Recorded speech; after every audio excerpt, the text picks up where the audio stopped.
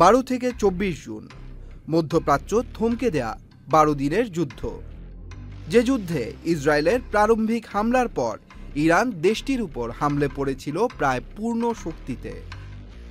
যুদ্ধের একদিকে ছিল পশ্চিমা অবরোধের মুখেও আত্মগৌরবে দাঁড়িয়ে থাকা ইরান, অন্যদিকে বিশ্বের অত্যাধুনিক সমরাস্ত্রে সজ্জিত পশ্চিমা শক্তির দোসর ইসরায়েল। এ যুদ্ধে ইরানের পারমাণবিক কর্মসূচি, অস্ত্র উৎপাদন ব্যবস্থা, প্রতিরক্ষা ব্যবস্থা গুড়িয়ে দিতে চেয়েছিল ইসরায়েল। সঙ্গে যুক্ত হয়েছিল পরাশক্তি আমেরিকাও।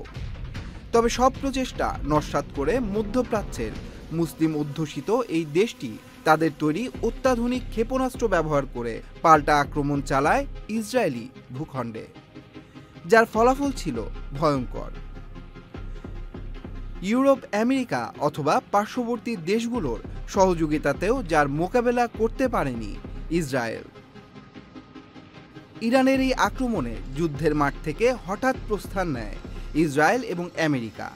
এ সময় হামলা চালানো হয় ইসরায়েলের প্রধানমন্ত্রী নেতানিয়াহুকে লক্ষ্য করেও।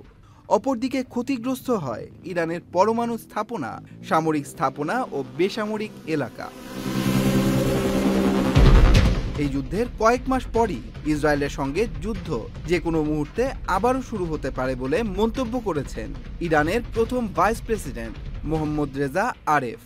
বলেছেন, ইসরায়েলের হামলা মোকাবেলায় সবসময় প্রস্তুত থাকতে হবে ইরানকে, কারণ ইসরায়েল ও ইরানের মধ্যে কোনো যুদ্ধবিরতির চুক্তি হয়নি। বর্তমানে চলছে সাময়িক যুদ্ধবিরতি। প্রায় একই কথা বলেছেন ইরানের সর্বোচ্চ ধর্মীয় নেতা আয়াতুল্লাহ আলী খামেনির সামরিক উপদেষ্টা ইয়াহিয়া রহিম সালাফিও। রোববার ইরানের সংবাদ মাধ্যমগুলোকে তিনি বলেন, সবচেয়ে খারাপ পরিস্থিতির জন্য পরিকল্পনা প্রস্তুত করছে তার দেশ। ইরানের পরমাণু কর্মকাণ্ড ঠেকাতে জুনে সংঘাত বন্ধের পর থেকেই ইরানকে একের পর এক হুমকি দিয়ে আসছে ইসরায়েল ও যুক্তরাষ্ট্র। যদিও দেশগুলোর এই হুমকিকে সাহসিকতার সাথে উড়িয়ে দিয়ে এসেছে মধ্যপ্রাচ্যের এই দেশটি। জাতিসংঘের পরমাণু নজরদারি সংস্থার তথ্য অনুযায়ী একমাত্র ইরানই 60% ইউরেনিয়াম সমৃদ্ধ দেশ, যাদের কোনো পরমাণু অস্ত্র নেই।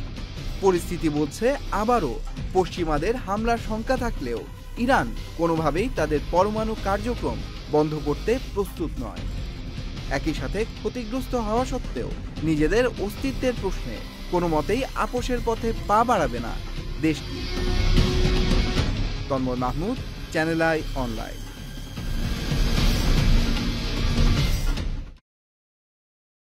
বান্ডেল থাকলে প্রতি সেনমানিতে টাকা বাঁচবে। বিকাশ সেনমানি বান্ডেল কিনে জিতুন প্রতি লেনদেনে।